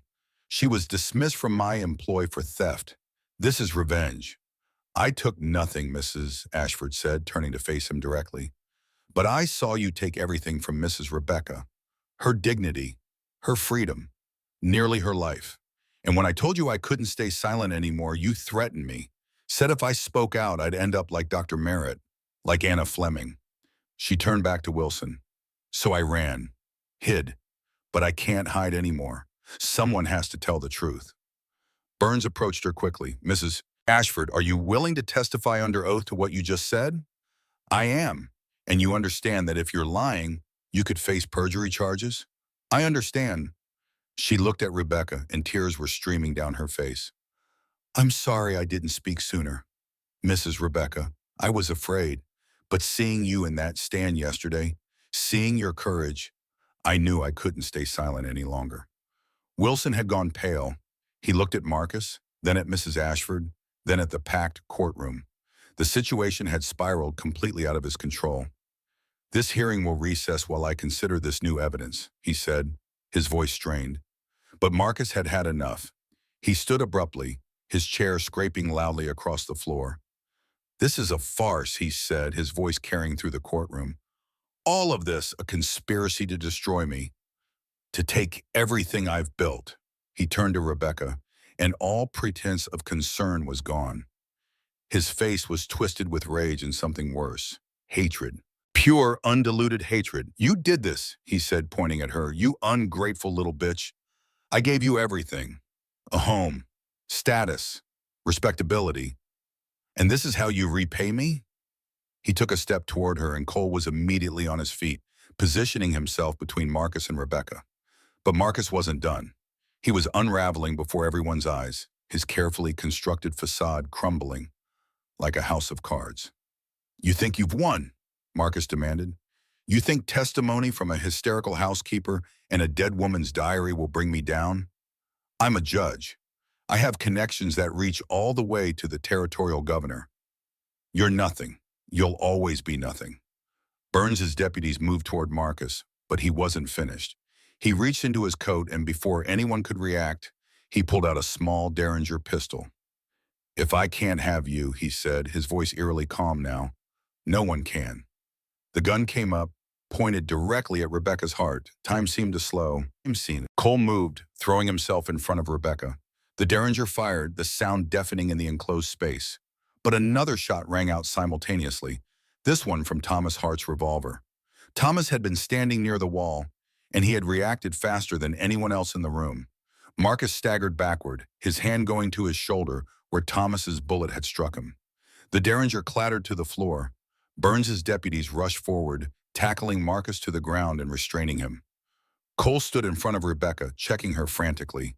"Are you hurt? Did he hit you?" Rebecca shook her head, unable to speak. She was shaking so badly her teeth chattered. The courtroom had erupted in chaos. People shouting, some trying to flee, others pressing forward to see what was happening. Judge Wilson was on his feet, his gavel forgotten, his face ashen. Marshal Burns took control, his voice cutting through the pandemonium.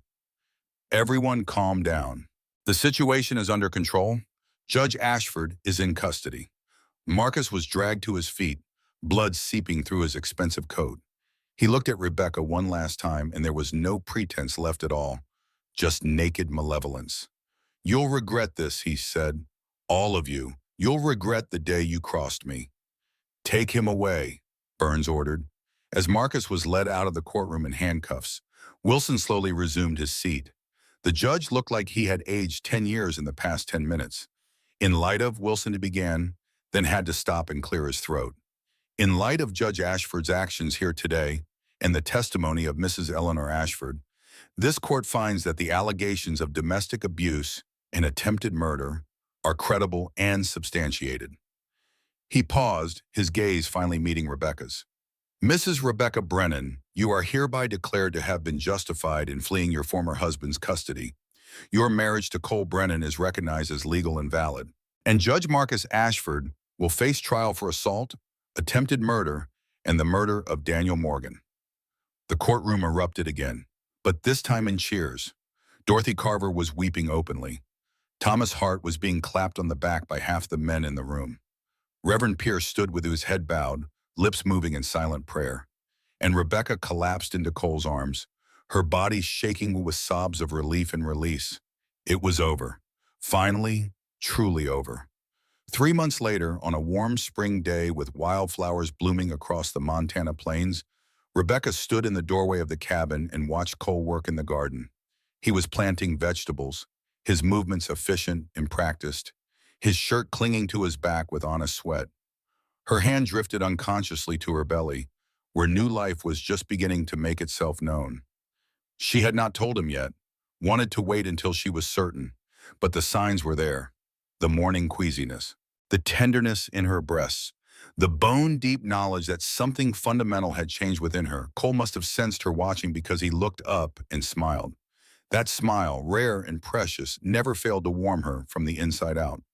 "Come look at this," he called. "The wildflowers you planted last winter. They're blooming." Rebecca crossed the yard, still moving carefully, though her ribs had long since healed. The flowers were indeed blooming, yellow and purple and white, their delicate petals dancing in the breeze. "They survived," she said softly. "So did we," Cole replied, straightening and taking her hand. And in the shade of the cabin's porch, away from prying eyes, he kissed her with a tenderness that made her believe, truly believe, that the worst was behind them, and that the future stretched bright and full of promise before them. In the present, Cole finished his story, his old voice rough with emotion. Marcus Ashford was tried and convicted of murder in the first degree. He died in prison 10 years later. Some said it was his heart. I always thought it was the rage, eating him alive from the inside. "And Grandma?" Jake asked softly. "She was okay? What about the baby?" Cole's smile deepened. "That baby was your father, Jake. Daniel Brennan, born that November in this very cabin during the first snowfall." Jake's eyes widened. "Dad was born that winter?" "He was. We named him after Daniel Morgan, the man whose death started it all, the man who deserved justice. And Grandma lived a long time?" "More than okay," Cole said. "She was strong, stronger than I ever gave her credit for. She built a life from the ashes of the old one. She helped other women who found themselves in similar situations. She spoke out when it would have been easier to stay silent. She lived to be 85. Passed last winter. peacefully in her sleep. And you loved her, Jake said. Every day of her life, Cole confirmed. Even after she was gone. Even now. He stood slowly, his joints protesting, and moved to the mantel. He took down the photograph, the one of him and Rebecca young and fierce and alive. This was taken on our first anniversary, he said, handing it to Jake. See how she's looking at the camera? Like she dares the world to try to break her again. Jake studied the photo. She looks brave. She was, Cole agreed. Bravest person I ever knew. And he picked up the gavel, the one that had belonged to Judge Wilson. Wilson gave this to me after the trial. Said it had cracked when he dropped it during Marcus's outburst. Said he was getting a new one anyway, and maybe I'd want to keep it as a reminder. A reminder of what? Cole's eyes grew distant. That justice isn't always fast, isn't always easy. Sometimes you have to fight for it. Sometimes you have to stand up even when the odds are against you. But that doesn't mean you don't stand. He handed the gavel to Jake. This is yours now, boy, along with the knife and the gun and the photo. They're your legacy, your inheritance. He moved to the wooden chest and withdrew 3 more objects wrapped in cloth. One by one he unwrapped them and placed them in Jake's hands. The Bowie knife with a 10-inch blade, its leather sheath worn smooth. This saved my life more than once. The Colt 45 Peacemaker, its bluing worn away in places. This protected your grandmother when words wouldn't.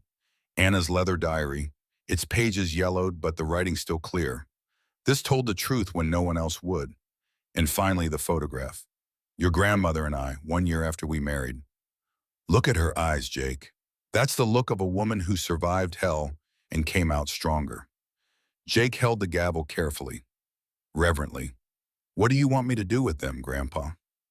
Cole settled back into his chair, suddenly looking every one of his 70 years. Remember. Remember that your grandmother was a woman who refused to be silenced, that your grandfather was a man who stood with her when it would have been easier to turn away. Remember that sometimes the coldest winters bring the warmest hearts. And remember that you come from people who fought for what was right, even when it was hard. He closed his eyes, exhausted by the telling but lighter somehow, as if the weight of the story had been shared and therefore lessened. Outside, the snow had stopped falling. The clouds were breaking up, revealing stars that glittered like ice crystals in the deep black of the Montana night. And in the cabin, an old man slept peacefully, while a young boy kept watch, holding in his hands the legacy of courage and love that had been passed down through the generations. The story was told, the winter would end, and life, as it always did, would continue forward into spring. Jake looked down at the objects in his hands, the knife, the gun, the diary, the photographs, the gavel, 5 pieces of a legacy built on courage and love. I'll remember, Grandpa, he whispered. I promise, boy. And Cole's hand rested on the boy's shoulder. I know you will, son. That's why I told you. Not to make you afraid of the world, but to show you that even in the darkest winters, even when everything seems lost, there are people who will stand up, people who will fight for what's right, people who will love you through the storm. And that's what it means to be a Brennan? Cole's eyes, still sharp despite his years, met his grandson's. That's what it means to be human, Jake. To see suffering and not look away. To see injustice and stand against it. To see someone in need and help them, even when it costs you everything. The fire burned down to its last embers. Outside, the snow lay pristine and undisturbed under the starlight. The Montana night held its peace. And in the cabin, 2 generations sat together, the past and the future joined by the thin thread of memory, by the unbreakable bond of family, by the legacy of 2 people who had loved and fought and survived 70 years before. Tomorrow, Jake would go home to his father, Daniel, and tell him about the story his grandfather had shared. And someday, when Jake had children of his own, he would pass these objects to them, along with the story of the coldest winter Montana ever saw and the warmest hearts that survived it. But tonight, he sat with his grandfather in the quiet, holding the weight of history in his young hands, understanding for the first time that he came from warriors, not the kind who wielded swords, but the kind who wielded courage, the kind who stood when others ran, the kind who loved when others hated, the kind who survived. Cole closed his eyes one final time, his breathing steady and peaceful. The story was told. The legacy was passed, his work was done. And the Montana winter, ancient and eternal, wrapped its silence around the cabin, holding these two souls in its patient embrace, as it had held countless souls before, as it would hold countless souls after. Some stories end, but this one would echo through generations, carried forward by a boy who learned that sometimes the coldest nights bring the warmest hearts.